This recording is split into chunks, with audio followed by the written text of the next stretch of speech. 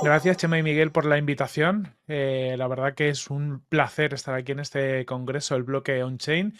Y bueno, también bienvenidos a todos los que os acabáis de conectar al evento. Creo que hay bastante gente que lleváis un buen rato conectados y seguís conectándoos algunos, así que bienvenidos. Espero que entréis en un momento que lo disfrutéis. Aquí os voy a dar una masterclass sobre cómo definir tu modelo de negocio tokenizado, sobre todo pensando desde la perspectiva de cómo crear un negocio, un modelo de negocio sólido. ¿Vale? Es algo en lo que llevo bastante tiempo investigando, sobre todo a nivel de modelos de negocio en general. Y bueno, pues cuando Miguel y Chema me invitaron a hablar de esto en el mundo tokenizado, que también es un mundo que me apasiona, del que estoy aprendiendo continuamente, pues me parecía muy interesante. Os recomiendo quedaros hasta el final, porque he preparado un recurso que creo que os puede ayudar mucho. A todos los que estéis planteándoos crear un negocio tokenizado, es un asset que yo creo que os puede ayudar bastante. Que además lo veremos un poco hacia el final de la masterclass, para que veáis un poquito cómo se puede utilizar. Por lo dicho, voy a hablaros de cómo crear, cómo definir vuestro modelo de negocio tokenizado. Si alguien no me conoce, yo soy José Carlos Cortizo, soy director de marketing de Product Hackers, que somos una agencia que nos dedicamos al growth, a hacer crecer negocios en canales digitales, negocios de todo tipo. Entonces, el análisis del modelo de negocio es algo que llevamos casi en vena, porque aunque muchas veces hacemos cosas tácticas, también tenemos que entender a nivel estratégico cuáles son las palancas que tenemos que tocar en cada negocio.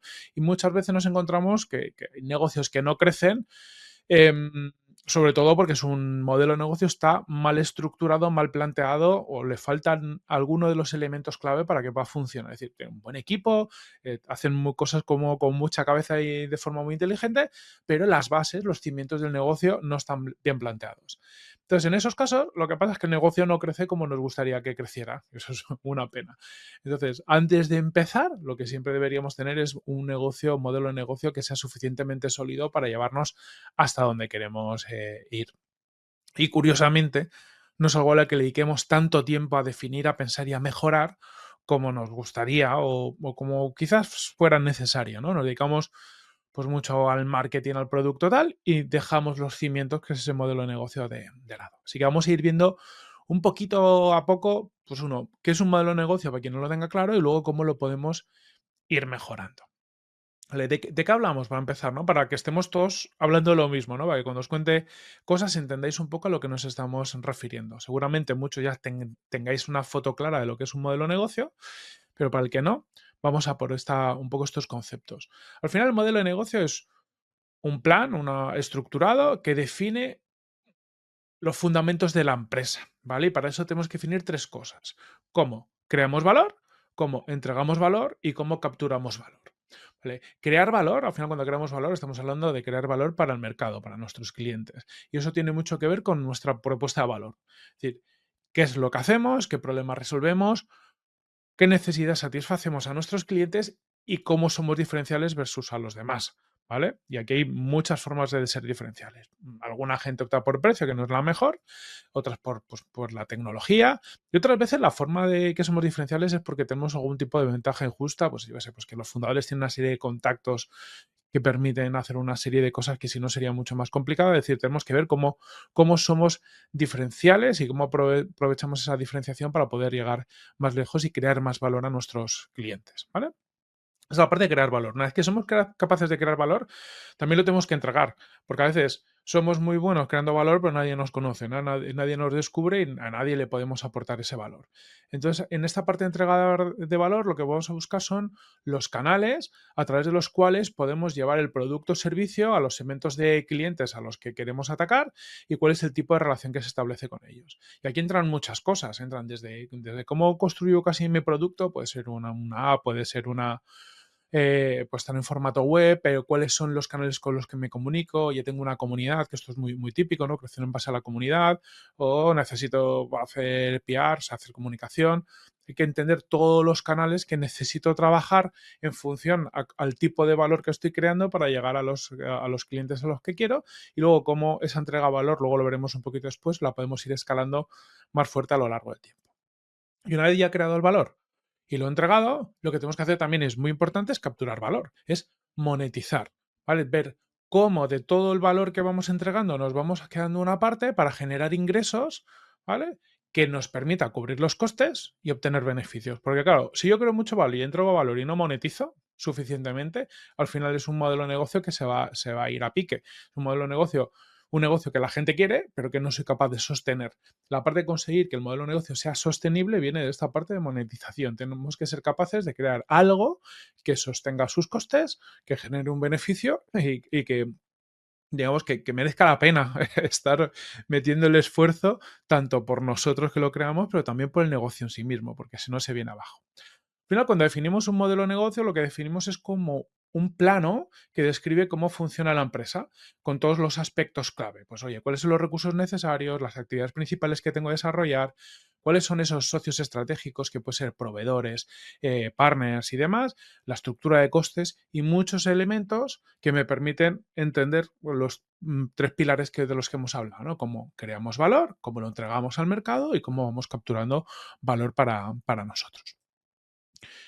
¿Por qué es importante hacer este trabajo y por qué es importante el modelo de negocio? Por un lado, porque nos aporta claridad estratégica. Al final, cuando luego estamos en el día a día en los negocios, nos pasan mil cosas, tenemos que tomar muchas decisiones y si no tenemos claro estos elementos, viramos mucho. Entonces, un buen modelo de negocio nos va a proporcionar un marco claro para la toma de decisiones. Oye, como ya sé quiénes son mis clientes, cuáles son sus problemas, cuál es el valor que les aporto y cómo soy diferencial, pues voy a alinearlo todo por ahí, no me voy a estar cambiando y de repente haciendo una estrategia que me lleva a no aportarles el valor que les estaba aportando. Y también me permite alinearme internamente. Si no tenemos un modelo de negocio claro, lo que pasa es que luego cuando vayamos creciendo los distintos departamentos y personas de la compañía, incluso socios y demás, pues se van desalineando porque cada uno está viendo pues mirando hacia un lado, ¿vale? El tener todos claros la dirección de cómo aportamos valor, cómo lo entregamos y cómo lo capturamos, simplifica mucho el proceso. Evidentemente luego hay mucha incertidumbre, hay muchos pivotes, hay muchas cosas, pero bueno, el irlo definiendo y redefiniendo nos alinea.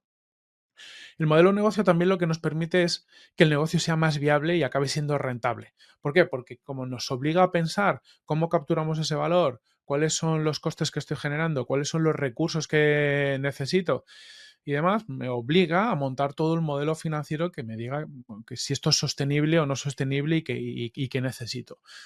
Muy importante por eso. Hay mucha gente que tiene muy buenas ideas, pero lo que no está consiguiendo trabajar bien es toda la parte de viabilidad y rentabilidad. También me permite entender cuáles son mis ventajas competitivas y cuál es la diferenciación, porque voy a trabajar una propuesta única de valor, es decir, qué, qué es lo que aporto a mis clientes y al mercado y cómo soy diferente, pues eso me permite estar reforzándolo continuamente y también me va a permitir estar adaptándome ante nuevas oportunidades y cambios del mercado, replanteándome esa propuesta de valor continuamente. Y luego, que no, bueno, al final, pero de estos puntos, pero no por ello menos importante, también nos ayuda la comunicación y búsqueda de inversión. Al final, la mayoría de los proyectos requieren recursos para arrancarse, ya bien sea pues con inversores más institucionales, digámoslo, o muchas veces, como vemos con los proyectos tokenizados, también pues vamos a un mercado más líquido a buscar inversión. Sea como sea en todos los casos, yo tengo que comunicar qué es lo que hago, cómo aporto valor y también cómo capturo ese valor y cuáles son los fundamentos del negocio. Tenerlo estructurado nos va a ayudar muchísimo en todo esto. Una vez tenemos claro, pues eso, ¿no? Que es un modelo de negocio, estamos todos en la misma página, quería compartir con vosotros pues, 4 elementos que después de analizar muchísimos negocios hemos llegado a la conclusión que son pues como los pilares de la anatomía de un modelo de negocio superior, ¿vale? Es decir, los mejores negocios tienen una serie de elementos en común que los hacen mejores y hacen que, pues, que crezcan mejor y de forma más sólida que el resto. Que son estos 4 que luego vamos a ir profundizando. Por un lado, tienen una ventaja estructural, ¿vale? Tienen una ventaja a nivel de diferenciación muy, muy potente, muy palpable, es algo difícil de replicar. Dos, su modelo de ingreso está siempre alineado al valor que aportan, que parece muy obvio, pero no siempre es tan fácil de conseguir. A nivel punto número 3 tienen un ciclo de mejora continua, es decir, cada vez que viene un usuario, pasa algo en su negocio, mejora el propio negocio. Y el punto número 4 consiguen escalabilidad sin fricción. Esto quiere decir que son capaces de ir creciendo el negocio, pero cuando crecen el negocio no tienen que crecer proporcionalmente el número de personas, recursos o lo que sea que le van añadiendo al negocio. Y vamos a empezar con la parte de la ventaja estructural. La ventaja estructural básicamente es que tenemos que tener algo que nuestros competidores no puedan replicar de forma fácil. En el mundo de la tecnología, en el mundo de las startups, tradicionalmente ha sido, pues eso, la tecnología, ¿no? Tener una tecnología que genera unas barreras de entrada fuertes, sobre todo cuando lo tenemos bastante desarrollados. Otras veces lo que tenemos como ventaja estructural es un acceso privilegiado a datos, ¿no? Pues vamos a poner el caso, somos una empresa farmacéutica y tenemos un montón de datos de un montón de pruebas con, pues eso, con pacientes durante años que nadie más tiene. Pues eso me da una ventaja estructural a la hora de desarrollar cualquier tipo de sistema que necesite esos datos. A veces estamos hablando de efectos de red, que es o economías de escala, que básicamente es lo que estamos hablando es que tenemos muchos usuarios en la plataforma y tenemos una plataforma o un modelo que hace que cuanto más usuarios tenga, pues más valor está aportando. Esto es muy típico en casos de, por ejemplo, marketplaces. Ya pueda ser un Amazon o pueda ser un Cabify, ¿no? Cuanto más usuario final tengo, más beneficio por ejemplo, vamos a poner el caso de los Cabify a los conductores, porque al final tienen más negocio, eso hace que haya más conductores y cuando más conductores haya, pues también tengo más usuarios porque al final tienen más oferta disponible, tardan menos en coger el coche, ¿vale? En modelos clásicos es muy obvio. Luego veremos algunos casos un poquito más tokenizados. Os voy a poner un ejemplo que todo el mundo pueda entender, desde el mundo tokenizado, ¿no? Que es el caso de Shopify. Shopify es una plataforma para crear tiendas online, que es bueno, la principal del mundo ahora mismo. Y ellos han sido capaces de construir una infraestructura modular que participa en toda la cadena de valor. ¿Qué quiere decir esto? Que tienen como distintos paquetes dentro de su plataforma que componen todas las necesidades de cualquier negocio de venta online, pues desde la tienda, toda la parte de pagos, toda la parte de logística y encima con unas barreras de entrada muy bajas. Es decir, cualquier persona se puede dar de alta en montar una tienda en cuestión de minutos y luego ellos pues como que puede ir activando cosas y añadiendo funcionalidades a su negocio según su negocio va creciendo.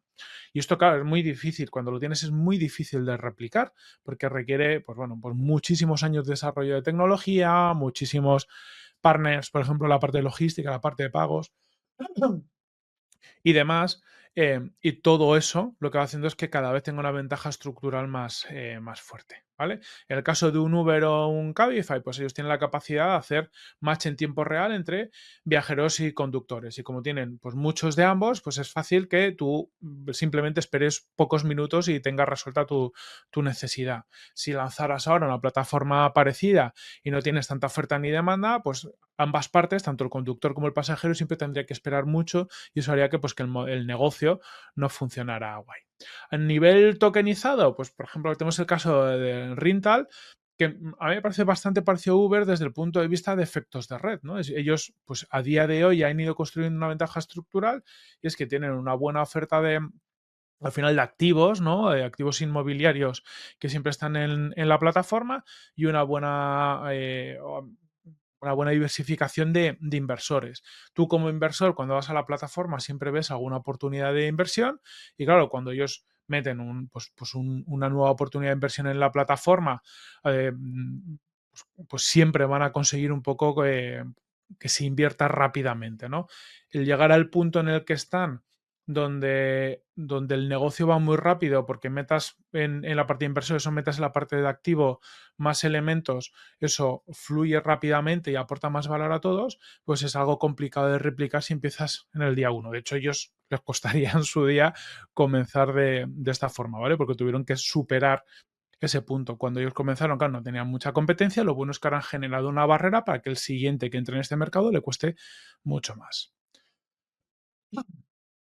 Otra parte importante son los ingresos alineados al valor. Y esto es algo que a lo que se le da menos vueltas que es lo que se debiera.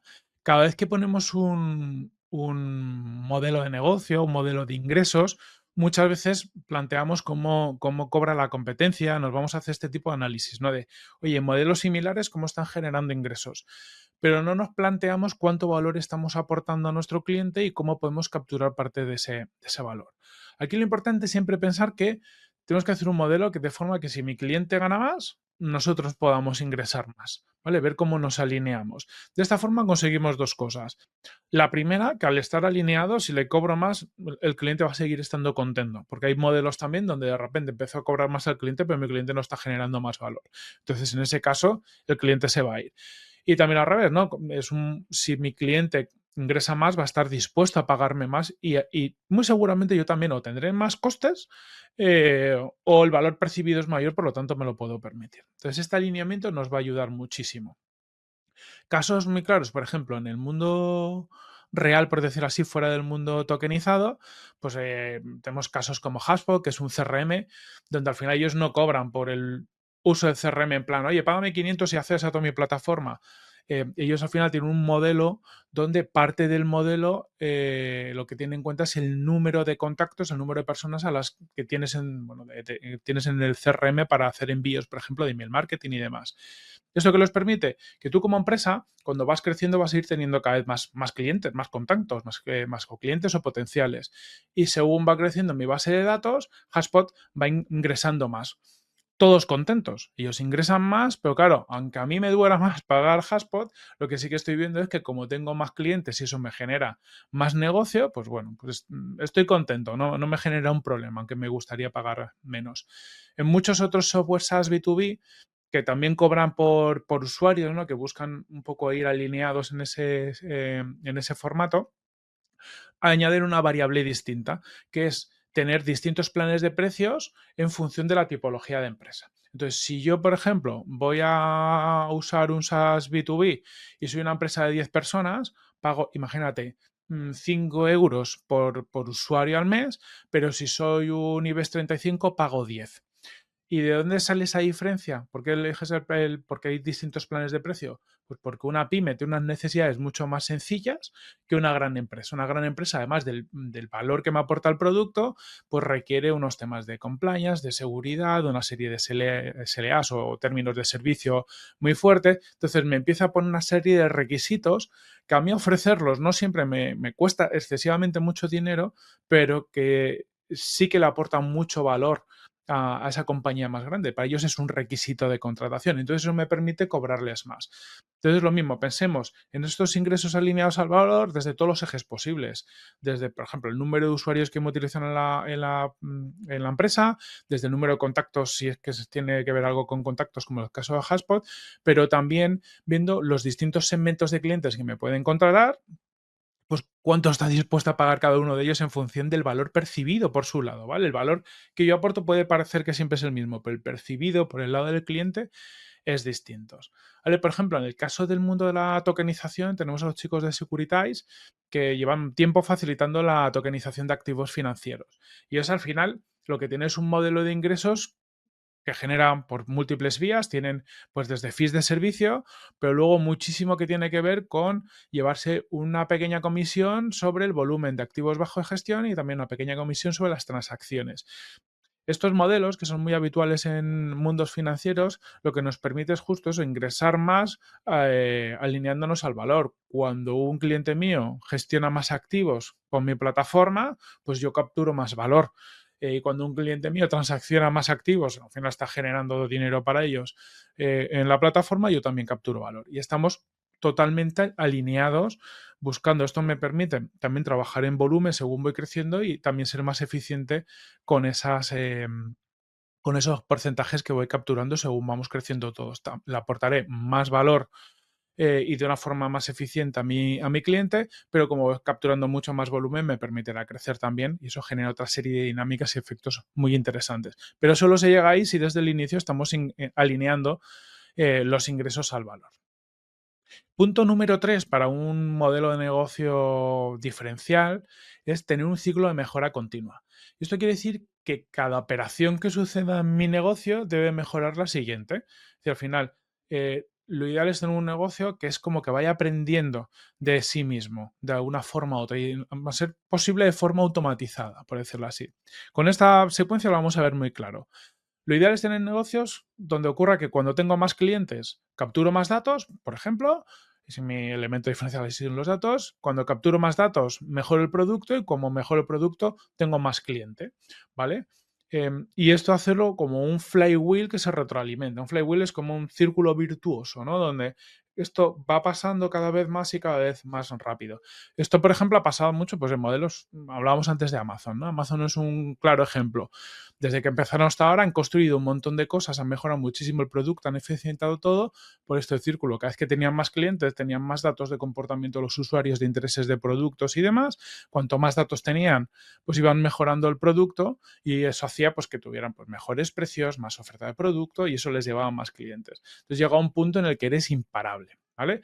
En otros casos, por ejemplo, el caso de OpenAI también es un buen ejemplo. OpenAI o cualquier startup ahora estas un poquito, o empresas dedicadas un poco a la inteligencia artificial generativa. Cuanto más usuarios tengamos en la plataforma, pues más prompts se generan, más consultas, eso genera más feedback del usuario y eso mejora los modelos. Llega un punto al final, como lo diferencial para ellos son los modelos, necesitan tener más volumen de datos, tanto de lo que recogen fuera como de los comportamientos que tienen los usuarios en la plataforma. ¿Vale? Y aquí es muy importante este concepto de flywheel que os he contado y que, bueno, os pongo un par de ejemplitos para bajarlo a tierra si no queda claro, ¿vale? El flywheel es algo que se ha popularizado mucho, por ejemplo, en modelos, cuando empezaron a surgir los modelos de redes sociales, porque son los modelos donde el flywheel queda muchísimo más claro, ¿no? Al final, por decirlo así, se generan como círculos virales que van haciendo que estos modelos cada vez capten más mercado. Este es, por ejemplo, el flywheel de TikTok, ¿vale? De la red social, muy parecido al que va a ser un Instagram o de cualquier red social, aunque cada una de ellas pues tienen cositas un poquito más específicas. Al final parte de todo de esto, ¿no? Si yo tengo más usuarios dedicando tiempo en la plataforma, lo que va a hacer al tener más usuarios es que haya más creadores de contenidos. Como tengo más creadores de contenidos, al final lo que tengo es pues, más variedad de contenidos y un pool de contenido bastante más grande. Es decir, ya hemos visto más creadores de contenidos, más contenidos, eso va a generar una mejor experiencia de usuario y eso va a hacer que pues, haya más usuarios invirtiendo dinero invirtiendo tiempo en la plataforma. ¿Vale? Eso genera un flywheel de contenido. Pero a la vez está generando otro flywheel que es el de datos, ¿no? Si yo tengo a más gente utilizando la plataforma, al final lo que vamos a tener son pues, grafos de intereses de usuario más profundos, voy a tener muchas más señales de comportamiento de los usuarios asociados a los distintos tipos de contenidos. Eso me va a permitir entender mejor a los usuarios y hacer un mejor matcheo entre usuarios y contenidos y eso también mejora la experiencia del usuario. Bueno, quiere decir que al final, cuantos más usuarios tenga dedicando tiempo a la plataforma, ¿vale? Pero y cuanto más tiempo dediquen estos usuarios en la plataforma, al final mejora todo. Mejora el contenido que tengo y mejora un poco cómo macheo ese contenido con esos usuarios. Y eso nos lleva, por ejemplo, al caso particular de TikTok, que es un caso donde comparado con otras redes sociales el nivel de adicción es incluso mayor, porque esto lo hacen particularmente bien y lo han llevado al extremo. No voy a entrar en si esto es bueno o malo desde otras perspectivas, ¿no? Pero desde el punto de vista de negocio está muy bien planteado. Esto pues el mundo de la tokenización de la Web3 también es algo que ocurre, ¿no? Por ejemplo, tenemos el flywheel de adopción de Ethereum. Al final lo que busca es que cuantos más desarrolladores adopten la plataforma, bueno, aquí he puesto Ethereum, podría ser cualquier Polygon o cualquier otro, ¿no? Pero veamos un poquito el concepto, ¿no? Si yo tengo una plataforma de este tipo, cuantos más desarrolladores me adopten, van a crear más casos de uso para el usuario final, o sea, van a darle más posibilidad de uso. Cuanto más usuarios voy a atraer a más inversores y más negocios, y eso es lo mismo, genera un flywheel porque me va a traer pues, más adopción de desarrolladores. Pero además todo esto lo que va a permitir es bajar mis tarifas, el gas o los tipos de tarifas que genere, y entonces eso todavía va a hacer que, pues bueno, que los desarrolladores me adopten más. Tenemos efectos secundarios que aceleran ese flywheel. Al final, hay muchos negocios y modelos de negocios que se benefician de todo esto y es un poco lo que tenemos que buscar porque es lo que nos acelera el crecimiento. Y otro punto clave también es la escalabilidad sin fricción, que al final es algo de lo que hablamos todos, pero muchas veces no prestamos suficiente atención para montar los negocios de forma adecuada. Cuando hablamos de escalabilidad sin fricción, lo que estamos hablando es tratar de que los costes crezcan de una forma pues, menor, ¿no? a mis ingresos con el tiempo. En negocios, por ejemplo, de servicios, ¿no? Donde damos servicio a personas, pues es muy complicado generar escalabilidad real, porque al final tú cuanto más clientes tienes, pues más personas tienes que tener dando servicios. Pero cuando estamos hablando del mundo tokenizado, tecnología y demás, lo que tenemos que buscar son modelos donde, oye, pues cada vez que hago más negocio pueda hacerlo con el mismo volumen de personas en el equipo. Yo creo que aquí tenemos pues, casos muy claros, ¿no? En el mundo Web3 la gente lo está haciendo muy bien, donde tenemos, oye, equipitos de decenas de personas manejando miles de millones. ¿Por qué? Porque al final se basa, bueno, basan casi todo en la tecnología, los smart contracts y hacen pues que todo funcione de forma muy eficiente, ¿no? Eh, Aquí, cuando encontramos un modelo de negocio que tiene esta escalabilidad, al final lo que sí es que genera esa separación muy fuerte. Cuando analizas los negocios, ves como un salto muy fuerte, los negocios no escalables a los que realmente han encontrado esto. Estamos hablando de que pasas de casi un orden de magnitud, ¿no? De capacidad de generación de negocio.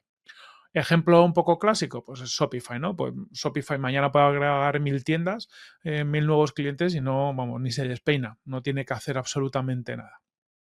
Y aquí yo creo que los modelos de negocio tokenizados pues tienen esta ventaja de estar basados en tecnología, por lo tanto, salvo que lo conceptualicemos mal, nos podemos beneficiar de esa escalabilidad, ¿no? Al final podemos tener todo programado con casi todo con smart contracts y hacer, pues bueno, que el negocio, el core del negocio escale solo. Sí que es verdad que habrá algunas partes del negocio pues que requieran del mundo físico, del mundo real, ¿no? Pensaba cuando estaba planteando esto el caso de Rintal, ¿no? Pues oye, ¿cuál es el cuello de botella que genera la parte, pues a lo mejor menos es escalable? Pues bueno, pues que necesitas conseguir activos que poner en la plataforma. Y eso, pues a día de hoy, pues requerirá un tiempo. Oye, pues si quisiera a lo mejor algún día dar un paso en la escalabilidad, y no digo que tenga sentido porque tiene otras derivadas, pero por hacer esta conceptualización de cómo buscamos algo más escalable, pues los modelos un poquito más marketplace, por decirlo así, ¿no? Donde yo no soy el que tiene que poner los productos, sino que hay otros que ponen el producto en la plataforma y yo lo que hago macheo, eso a mí como negocio me da más escalabilidad. Entonces iremos viendo que para hacer lo mismo, dependiendo de cómo me impliquen los distintos elementos del modelo de negocio, mi negocio es más escalable o menos escalable. Si yo como compañía o como proyecto tengo que estar en todas las partes, pues estaré limitando la escalabilidad. Si tengo una buena red de partners proveedores y consigo aprovecharme, no aprovecharme en el mal sentido, ¿no? Pero sí capitalizar los esfuerzos de otros, pues como es un modelo marketplace, ¿no? Donde te basas también un poco que la oferta te la ponen terceros, pues puedo escalar más y lo mismo. Hay mil otras derivadas de negocio que nos ayudan a escalar más. Entonces, simplemente aquí tengamos en cuenta, ¿no? que tenemos que conseguir estos 4 elementos para mejorar, como veíamos aquí, una ventaja estructural, ingresos alineados al valor, un ciclo de mejora continua y escalabilidad sin fricción. Y ahora lo que vamos a ver también un poco cómo todo esto se acerca al mundo cripto, ¿vale? Porque esto es en modelos de negocio en general. Ahora vamos a profundizar oye, en el mundo tokenizado, cómo lo aterrizamos. Y para esto tendremos que estar hablando del valor intrínseco del producto y del token, cómo mejoramos el uso y crecimiento, cómo generamos una tesorería sostenible, que es la gasolina un poco del modelo, y cómo generamos los incentivos del token, que es lo que nos va a acelerar, ¿vale? Sería la transposición de todo esto que hemos visto a un modelo tokenizado. Cuando hablamos de valor intrínseco de producto, lo que tenemos que pensar es por qué tiene que existir el producto que estamos ofreciendo. Oye, ¿resolvemos un problema mejor que la alternativa existente?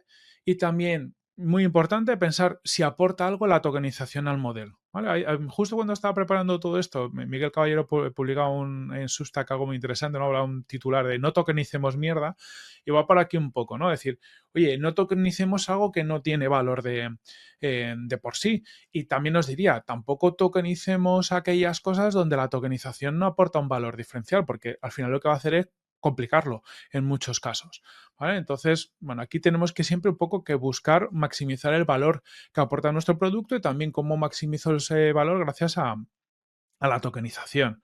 Podemos mejorar la interfaz de usuario, podemos mejorar la experiencia. Oye, podemos, como decíamos antes, ¿no? Generar efectos de red orgánicos, conseguir que el producto mejore para cada usuario adicional. Pues un rollo es red social, pero también modelos marketplace se benefician mucho de esto pensando si cuando tengamos 1000 usuarios les estará aportando muchísimo más valor que al primero, porque al estar estos usuarios en la plataforma interactuando entre ellos, pues eso mejora la experiencia para todos o les aporta más valor a todos. Y también podemos aportar más valor pensando si ahorramos costes o tiempos. Oye, mi solución tokenizada, la descentralización, nos permite eliminar intermediarios, reducir los costes o los tiempos, porque si no somos más eficientes en todo esto con una solución clásica que otros modelos alternativos, pues bueno, nuestro valor intrínseco no será muy alto. ¿Cómo poder plantearnos, ¿no?, este valor intrínseco, si lo estamos consiguiendo, ¿no?, generarlo? Bueno, pues aquí es casi hacerse una pregunta, ¿no? Vamos a imaginarnos que yo lanzo mi proyecto al mercado, tengo mi token y que ese token, su valor cae a cero. ¿Sigue teniendo un valor útil el token? Es decir, ¿la gente seguirá utilizándolo a pesar de su precio? ¿Vale? Es que es complicado pensar que vale a cero porque al final dices, bueno, pues no sé, habrá gente que ¿para qué lo quiere, no? Pues bueno, vamos a pensar si tiene una utilidad más allá del valor especulativo que genera el token en el mercado. Eso es un poco lo que nos tenemos que plantear. Porque si la gente sigue usando el producto que estamos generando el token, a pesar de que vale nada o casi nada, esto significa que tiene un alto valor intrínseco, ¿vale? Al final nos va a permitir acelerar todo el proceso. Pero si la gente no estaría dispuesta a utilizarlo, al final lo que estamos creando pues un esquema de farmeo o un esquema de incentivos insostenible, ¿vale? Porque al final realmente el producto es el token y la gente lo único que quiere es el token por la parte especulativa. Y esto tenemos un poquito que tener cuidado. ¿Cómo podemos fortalecer el valor intrínseco? ¿Cómo podemos hacer que este valor sea más fuerte? Por un lado, pensando en cómo puedo hacer un diseño y una experiencia que sea igual o mejor a la alternativa centralizada.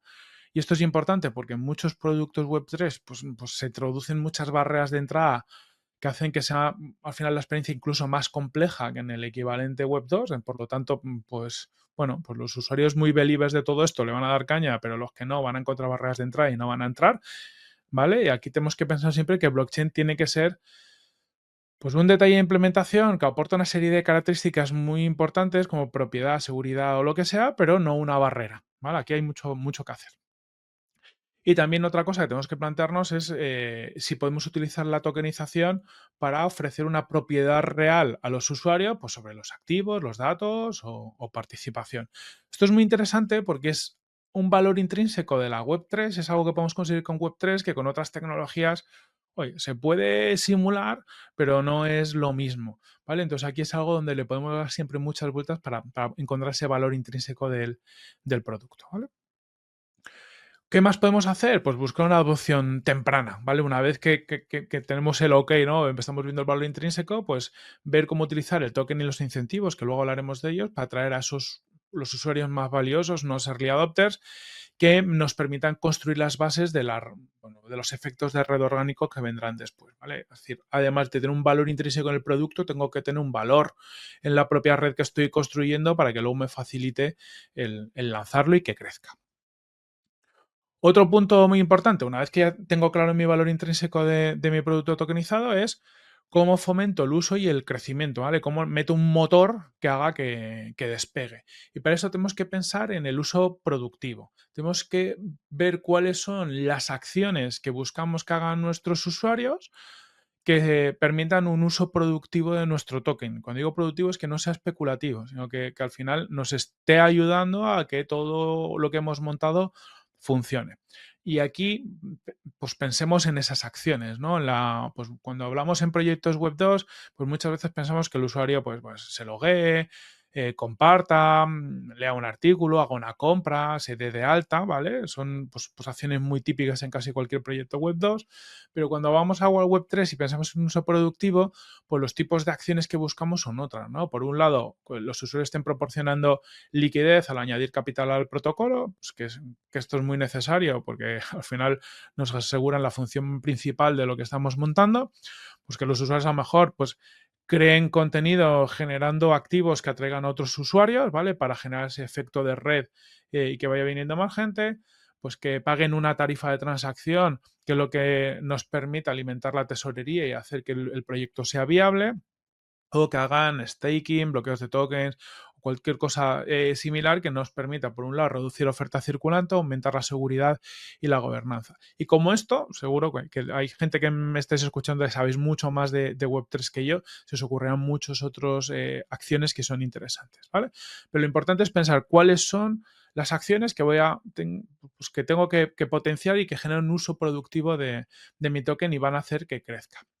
También tengo que ir midiendo pues cómo voy creciendo, ¿vale? Tradicionalmente en proyectos web 2 hablamos de MAUs y DAUs, que son usuarios activos al mes, usuarios activos al día, que aquí son interesantes, pero no siempre están ligados a una actividad económica, que es lo más relevante. Entonces, muchas veces nos vamos a centrar más en el TVL, ¿no? La cantidad de capital depositado en el protocolo y que está activo, que al final lo que nos está indicando es la confianza en el producto que estamos ofreciendo y la liquidez que tenemos.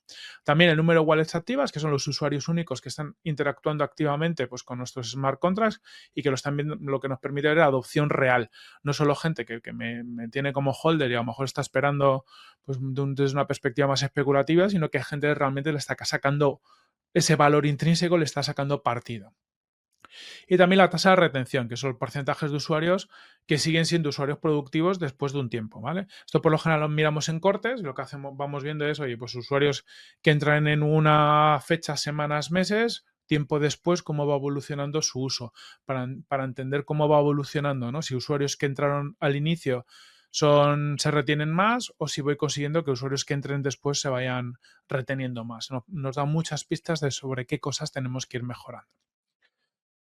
¿Cómo podemos acelerar el uso? Pues muy importante, hacer un buen diseño de incentivos, ¿vale? Al final, pues no repartir tokens al tuntún, que esté todo muy bien pensado. Esto es obvio, pero luego ves de todos, ¿no?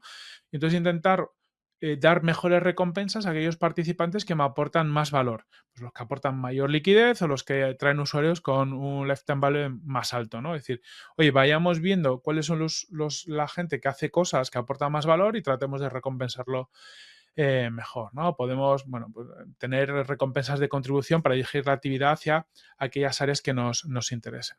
También es muy importante esa transparencia de tarifas, ¿no? Comunicar claramente a la comunidad cómo las tarifas que pagan mejoran todo el proyecto y, bueno, pues van a esa tesorería posteriormente y nos permite luego pues aportar más valor a los holders, ¿no? A la gente que tiene el token y también a toda la comunidad, ¿vale? Cuanto más transparentes seamos y pues, más firmes en todo esto, mejor.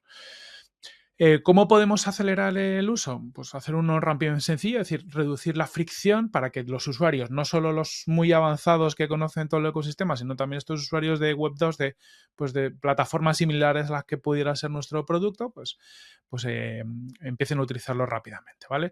Si aportamos mucho valor, pero no conseguimos que la gente lo utilice, pues estamos fastidiados, ¿no?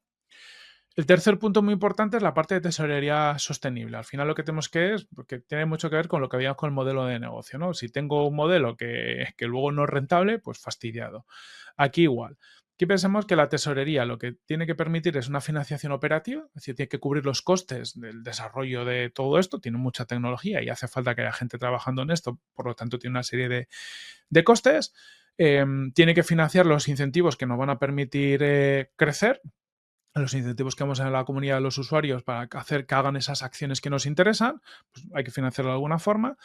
Tiene que permitir cubrir los mecanismos deflacionarios, ¿vale? Pues todo lo que tenga que ver con tarifas para comprar tokens, por ejemplo, en el mercado y quemarlos para reducir suministro y ejercer una presión alcista sobre el precio. Es decir, voy a tener mecanismos para ir regulando los precios del token en el mercado, pero para eso necesito tener liquidez también para poder hacerlo y siempre una reserva de emergencia pues para poder trabajar. Aquí podemos, bueno, a nivel de gobernanza podemos tenerla en formato DAO, ¿no? Donde la comunidad tenga que aprobar esas propuestas o lo vamos a tener más centralizado, esto en función del proyecto. Pero bueno, cuando lo tenemos de una forma más basada en comunidad, implicamos más a toda la comunidad, hacemos que las cosas al final puedan crecer mejor. Y también es bueno plantearse una regla de gasto versus generación, ¿no? Una regla donde digamos, oye, X porcentaje de las recompensas, por decir algo, el 80% de las recompensas tienen que financiarse con los flujos que generan las tarifas de los últimos 90 días. Es decir, cómo financio las recompensas con lo que va generando el modelo en el día a día y no tanto con nuevas inversiones, ¿no? Con nueva emisión de tokens, porque entonces genero al final una inflación que no nos va a interesar. Y también pensemos a nivel de tesorería, oye, pues cómo, cómo diversificamos y no lo tenemos todo en nuestro propio token para poder, oye, mitigar el riesgo de volatilidad, que pase cualquier cosa y el proyecto se vaya a tomar por saco porque la tesorería no está bien gestionada, ¿vale? Aquí tenemos que ser, pues bueno, como en los proyectos normales de toda la vida hay que tener cuidado, aquí también. ¿Vale? Y también tenemos que definir el punto número 4, los incentivos del token. Como veíamos antes, como hemos comentado, los incentivos son una herramienta que nos permite alinear intereses y nos permite fomentar que los usuarios hagan cosas que nos interesan tanto para crecer como para potenciar la tesorería, como para los distintos elementos que van a hacer que el modelo de negocio funcione. Entonces, pues, cosas que podemos tener en cuenta, pues la recompensa a la producción, o lo que decíamos antes, recompensar solo cosas productivas, em, eh, controlar la emisión de token eh, para lo que hablamos antes, para no generar una inflación y también idealmente plantearnos modelos de vesting o de bloqueo para que los tokens que distribuimos al equipo o a los inversores principales y demás, pues tarden un tiempo en venderse para que no pase lo típico de que en poco tiempo eso se empieza a vender y de repente baja el valor del token. Tenemos que preservar a lo largo del tiempo el valor del token y tener una estrategia clara en todo esto. ¿Cómo podemos acelerarlo? Pues pensando como en distintas áreas. Podemos acelerar el acceso y la funcionalidad, por ejemplo, haciendo que el token desbloquee el acceso pues, a niveles premium, vale un poco exclusividad, que reduzca tarifas, es decir, cosas por las que cuando yo tengo el token me permite acceder a cosas o nuevas funcionalidades que si no, no accederían. De esa forma tengo más incentivo por tener el token. También acelerador de protección y retención, ¿no? Pues oye, pues si yo tengo el token voy a poder votar, por ejemplo, en la DAO o de alguna forma votar en el uso del tesoro a distribución de tarifas, ¿vale? Es más, pues como el equity tradicional en una compañía. Y entonces al final, de esta forma, podemos ir buscando incentivos que retroalimenten un poco el sistema, ya bien sea porque al final generamos una mayor demanda del token, mayor participación en la gobernanza y también estamos dando mayor liquidez en la DApp. ¿Vale? Simplemente todo esto planteémoslo bien para generar unos incentivos que nos permitan crecer y hacer que el token sea sostenible. ¿Vale? A nivel de resumen, recordemos, valor intrínseco, uso y crecimiento, tesorería sostenible e incentivos. Con estos 4 pilares es lo que nos van a permitir construir un modelo de negocio tokenizado sostenible. Ahora, yo os voy a desvelar un poquito una herramienta que os va a servir. En el mundo de los negocios pues más web 2 tradicionales, o el mundo web 2 o negocios físicos de toda la vida, hay una herramienta que se llama el Business Model Canvas, que es esta que os dejo aquí, que al final pues habla de, oye, te da una guía de todas las cosas que tienes que tener en cuenta cuando defines un modelo de negocio, ¿no? Los segmentos de clientes, cuáles son mis canales, las relaciones con clientes, la propuesta de valor y demás. Pues he preparado una adaptación que es el Tokenized Business Model Canvas, que os lo dejo por aquí, luego os lo compartirán también, os lo podéis bajar y que nos permite tener una guía de todos los elementos que tenemos que tener en cuenta cuando definimos un modelo de negocio tokenizado y va a cubrir todo lo que hemos hablado antes, ¿vale? Partimos de que definamos los usuarios y poseedores de token, pues quiénes son los inversores que vayan a meter o stakeholders que componen el token, qué incentivos puedo generar, vamos a definir la comunidad y la gobernanza, vamos a definir pues, cuál es el modelo de distribución, cómo se accede y cómo se da a conocer, vamos a definir cuál es el valor de producto y la utilidad del token, ¿vale? Buscando ese valor diferencial. Vamos a definir bueno, cuál es el roadmap y la gestión del token, ¿vale? Cuáles son los desarrollos que se van a hacer, cómo vamos a mantener la red y demás. También vamos a trabajar todos los activos clave y capital tokenizado, porque claro, aquí tenemos, dependiendo del modelo o del producto, pues tendremos que tener en cuenta cuáles son esos activos en el mundo físico que estoy tokenizando, o en otros casos, pues cuáles son las plataformas que voy a utilizar, cuál es el capital humano que necesito. Vamos a ver un poco toda la parte que sería como de partners en un modelo tradicional, pues aquí serían integraciones en el ecosistema Web3 y tendremos también en cuenta todos los costes operativos y los tokenomics, que es la parte más del modelo financiero y todos los flujos tradicionales y el valor de los tokens, ¿vale? Las dos partes de abajo lo que me permite es componer lo que sea el modelo de negocio más financiero.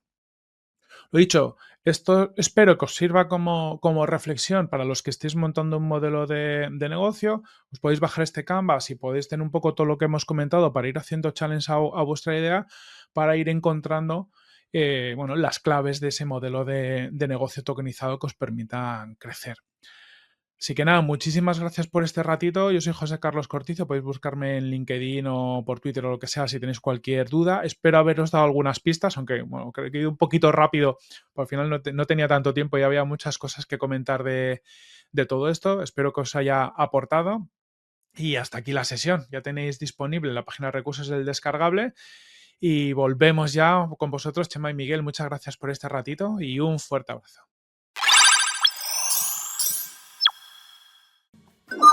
Bueno, ¿qué queréis que os cuente yo de Corti, una de las personas más influyentes del mundo startupero en España, que más experiencia acumula y sin ninguna duda, y yo creo que su gran ventaja debe ser, estoy convencido, que es la persona más querida de España en el sector.